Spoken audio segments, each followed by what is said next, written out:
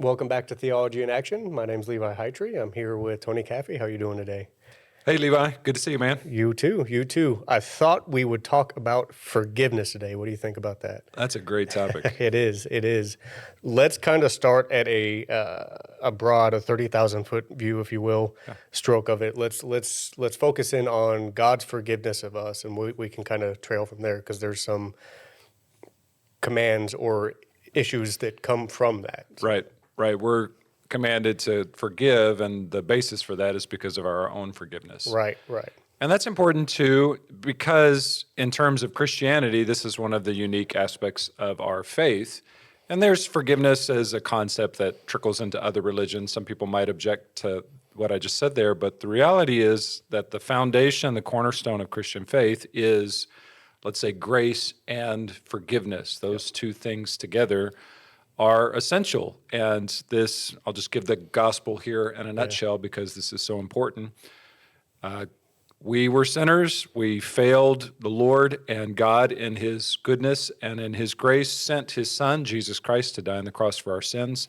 That atonement, that payment for sin, makes a way for us to be released from the consequences of our sin. And so now we can have a relationship with God. We have been forgiven.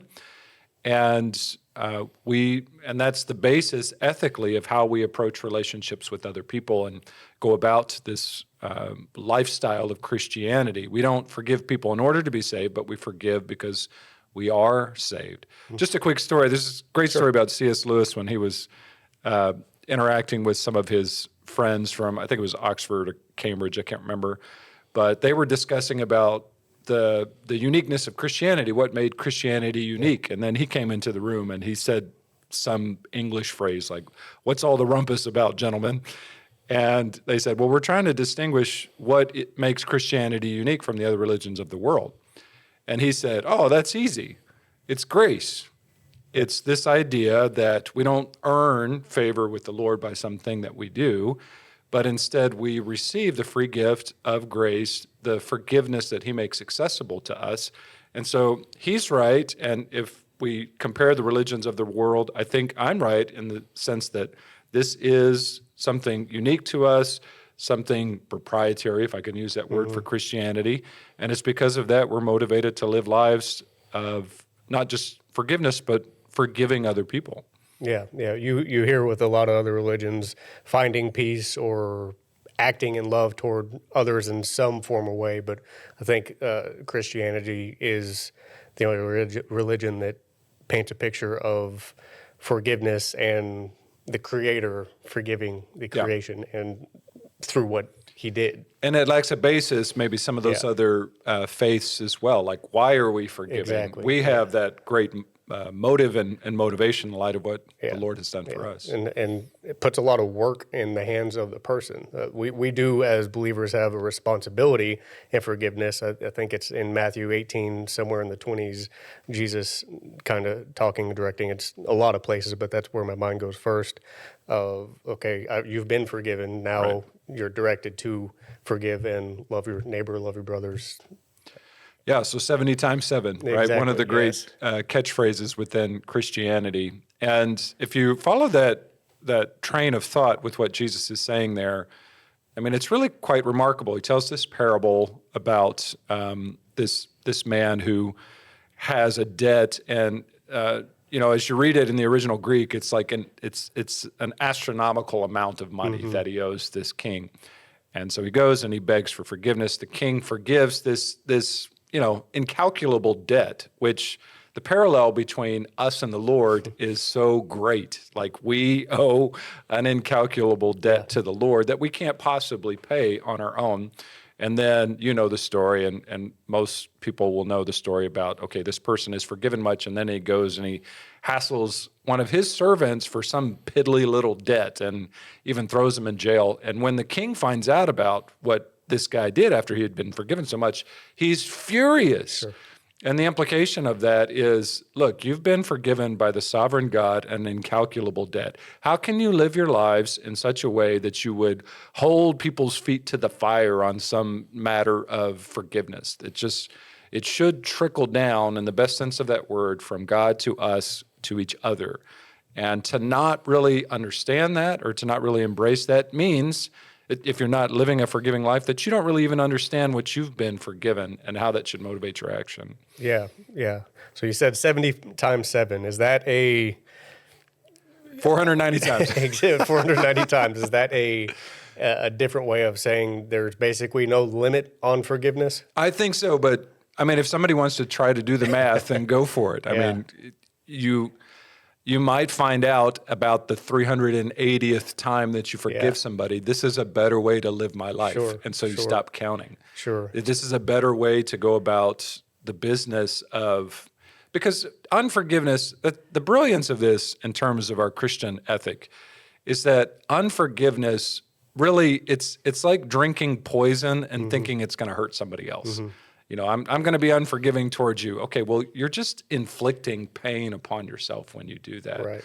And there is something cathartic. There is something valuable. That it is a better way to live your life, to go about not holding people's grievances against them or your own grievance against them. And I've been a pastor for almost 20 years now, and I've seen the way in which lacking forgiveness or grudge holding or whatever, that kind of mentality really destroys people's lives. Yeah. There's research that would show that it's unhealthy for you. It creates anxiety. It creates physical conflict or physical problems in your body. And the better way to live your life is to live in such a way like God has treated you. He's forgiven you much.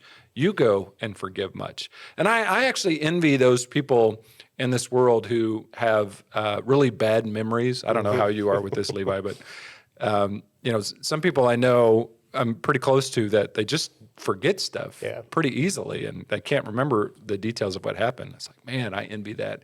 And because I've also noticed that those are the same kinds of people that typically are better at forgiveness than I am, and I want to be more like that. And so, anyways, wherever you are on that spectrum in terms of how God has wired you for memory or retaining information, no matter what, we're still called to this as a principle to forgive. Yeah. So my mind goes to a few practical pushbacks that nice. Let's dig through and see the proper of application and the fallacy in some of them maybe. So forgiving anyone and everything, that is a big task, and I agree there is peace found in that. Is there a practical application of, well, I just want to, there's I'll forgive, but I won't forget, is what you hear a lot. You're going to stay at a distance. I'm not going to interact with you. Sure, you've been forgiven, but just don't bother me. Yeah, I think there's probably an aspect of wisdom in that. Now, I want to qualify this just a little bit. So I think you're better off forgetting and trying to eliminate that from kind of bringing it back to your memory bank constantly. But I don't think forgiveness means essentially that you have to put yourself back in a place repeatedly of danger or of being wounded. So there's part of the wisdom is saying, okay, I'm not going to hold that against you. I've been forgiven much, and so I'm going to forgive much. But I'm not going to, do some unwise action and put myself in harm as some act of trust to prove my forgiveness. I don't think that's necessary. Yeah. There's ways that we can, to use your word, distance ourselves from that person or that individual. And maybe sometimes that's the best way to actually move forward in terms of forgiveness. And then over time, as seasons change, we can evaluate whether or not that person is worthy of trust or not. This is a real thing, right? So we got family relationships that are tight. We have children that sometimes you're not always in a position where you've been wronged by someone where you can remove yourself from the prospect of being injured in some way. But as we age, as we become adults, we need to embrace forgiveness. We need to, do the wise thing and protect ourselves. But so I'm going to say half of what you're saying there, I think is right. There's wisdom in it, but boy, it's better if you can get to a place where you can forget offenses and truly release them. Yeah. Release a person, not just from, some harm that they've done to you, but release them from some obligation to make things right. Right. So we live in a day and an age when there's a lot of fatherlessness. There's a lot of parents that do wrong by their children. And so a lot of times you have to walk young people through a process of forgiveness. And I mean, that's not always easy, but that's the best thing for that person, to forgive them. And then, to see how a relationship with that person that has hurt them can be reestablished, maybe without perfect trust, because that would be unwise, but still in some way have interaction that would be profitable. And usually in my counseling with folks, that's the best way forward, to try to reestablish the relationship on new terms and release them from the obligation to make something right, because they can't make it right ultimately, the wrong that they've done. Instead, just release them of that. Yeah. So I agree. I think I also see like there's a risk maybe, or a potential red flag of people may use that to hide or cover up their cynicism or their want to unforgive. If I keep them at a distance, they won't see that I'm not forgiving them. Yeah, that's true. And so, what would, I'm going to use a catchphrase that probably everybody's tired of, but what would Jesus do in a situation like that? Yeah. I think that's the best way to approach it. Sure.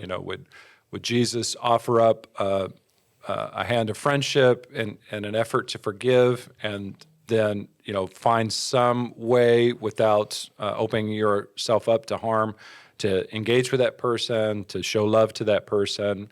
I think that's valuable, and that can be cathartic for the person who has been through harm or through some kind of struggle in the past. I mean, let's get real about this. We not only do we have parental struggles, I mean, we have issues of sexual victimization that's present in our world. We have even instances in church, unfortunately, where things like that take place. And so maybe forgiveness means I'm going to turn this person over to the Lord to judge. I'm going to release them from the obligation to make right whatever they did wrong. I'm going to live my life forward with forgiveness because that's the best way forward. But I'm not going to engage in some kind of,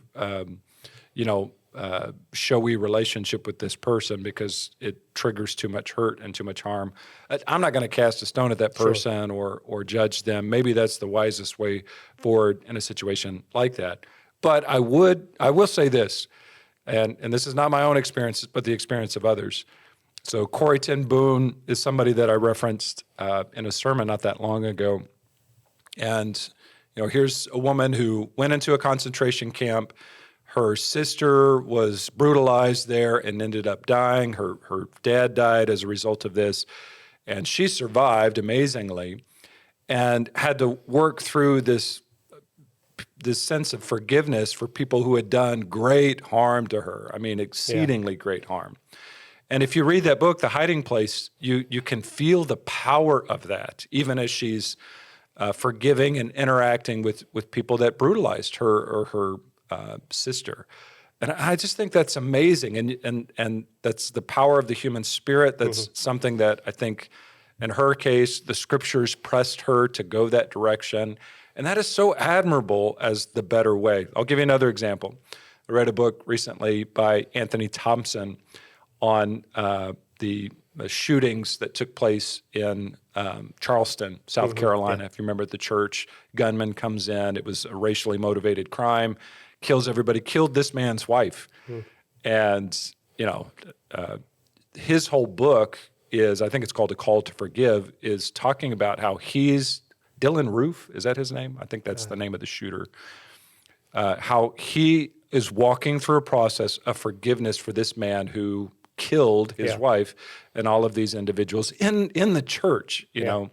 And I read that book and I remember thinking, like, this is so otherworldly. Like, who does this? The Muslim world doesn't do that. The rest of the religions of this world doesn't have a category for that. The U.S. government doesn't have a category for that, and neither should they. The Lord has given them the sword to exact vengeance or judgment in our day, so I'm not advocating for that globally. I'm just saying that the Christian faith and that man and Corrie ten Boom and others, they're accessing something that is otherworldly in terms of how we can forgive somebody who does unforgivable kinds of things. Where does that come from? That instinct, that ability? you got to say these are Christians who have been forgiven much, and therefore Yeah. they're able to forgive others much. Yeah. So you brought up kind of similar. Some of the first things that come into my mind in that is you see a lot of trials of people, drunk drivers or Yeah. shootings or things like that, of the family in the courtroom offering forgiveness to Yeah. whoever's been sentenced. Some more close to home examples, having worked in nonprofit and childcare so long, I've worked with a lot of family in a lot of situations. And the first thing that came to mind, and we've touched on it a little bit, is protecting others in families. Innocence. There, Yeah. yes, there. Some examples, just keeping it really vague, there were there were some drug issues and some abuse issues, and kids didn't want to forgive. Mom saw the path forward as we need to forgive. There was separation. There were healthy boundaries put in place, and they had asked that we take a role in helping to create a safe place for that to bond. And it was tough. It was tough to have conversations with Yep. the family, with my staff, and explaining, hey, this was a very public thing. My staff were like, we shouldn't be doing this. How dare we? It was tough on both sides. I could see both sides of it of, should we be involved in this? This kid doesn't want to do it. Are we doing the right thing for this kid? And so I can see both. Now, in that instance, over time, over a long period of time, you saw health and you saw actual steps being taken. I might argue that if you didn't see steps being taken, okay, then that's where you apply distance and we teach a different lesson here. Yeah. I want to say this. I don't think that forgiveness is mutually incompatible with justice, especially, on this side of eternity as we deal with that. So, and that's where that book was really helpful, because as Anthony Thompson was processing this with Dylan Roof is being prosecuted, he's going to jail, like all of that is right and good, Yeah. and a part of the justice system that we're thankful for in our country when our country gets it right. And you talked about the protection of others. Yeah. That's where, people who are victimized, in terms of sexual misconduct, they should be punished, prosecuted, taken off the streets where they can do harm to other people. I don't think that is inconsistent or incompatible with forgiveness. Sure. Like, we can do both in terms of person to person and the wrong that's been done, but still pursue justice. Yeah. And I think some people get that wrong, like, forgiveness. And let's tie this to the gospel, because I'm a pastor and that's what I do. There still has to be justice. Everybody's sin has to be paid for. Even we're not forgiven and it just disappears. No, it's been atoned for. It's been paid for by Jesus. So your sin will experience justice, and my sin will too, Levi. It'll either experience justice with Christ at the cross 2,000 years ago, or it will in eternity. But you will have payment for your misdeeds.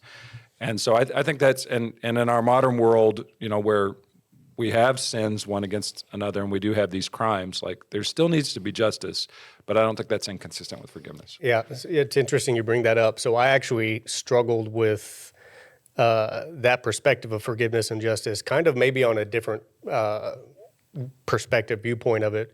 My struggle was I was going into and giving grace and forgiving and giving grace, and there became a season of a lot was happening to me. A lot of people were hurting me and kind of stabbing me in the back, and my perspective is, all right, God, it's okay.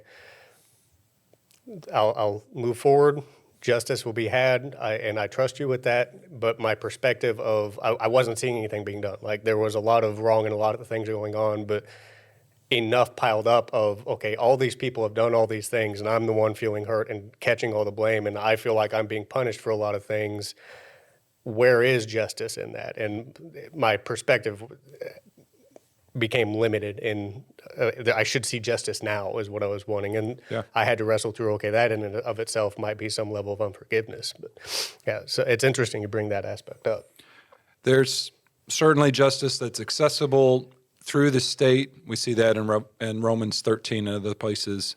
But there is an aspect of vengeance is mine, thus says the Lord, that deferred justice is in fact justice. And so that's a part of the equation, and the human experience as well. Absolutely. So the reason I wanted to talk forgiveness, I actually saw a conversation come up, and it was about forgiving yourself. And it intrigued me because I personally am very hard on myself. So I'm like, well, this could be interesting. And it was a Christian forum talking about it. And I was actually really interested.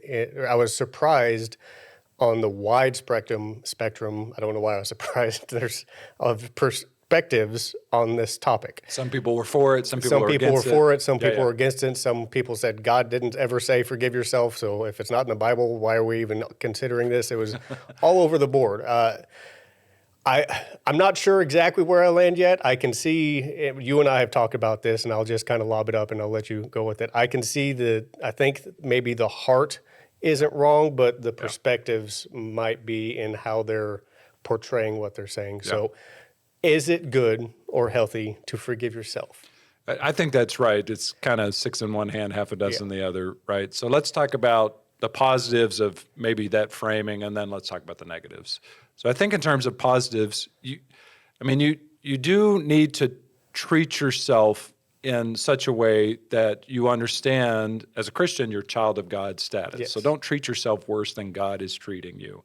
That would be a misunderstanding of who you are, your identity, and so that's problematic. We do have an inference in the Scripture where Jesus tells us to love others as we love ourselves, to treat others as we treat ourselves. So that's not a strong argument for the fact that we need to forgive ourselves, but at least there is that idea that this is a reality in our world. There is a way in which we do self-care, and Jesus invokes that when he's giving that principle. And I think I talked about you don't want to treat yourself worse than God treats you. You also don't want to treat yourself worse than you would treat another person. Yeah. So you want to have that kind of ethos that's consistent from person to person.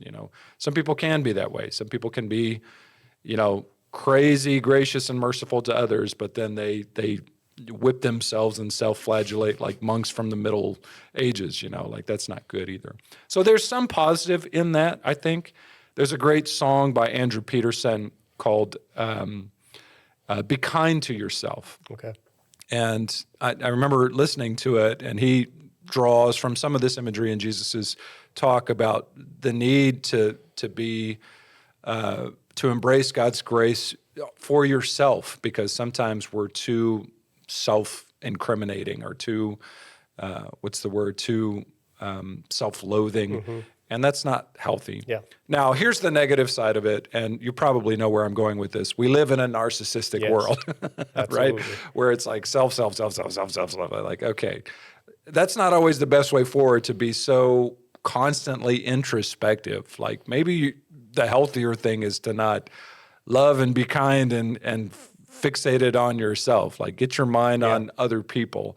And if you do too much of that, you're going to be in danger, I think, of the narcissistic impulse that's so consistent in our modern day world. So I absolutely see a trap of pride in that and in our culture for sure.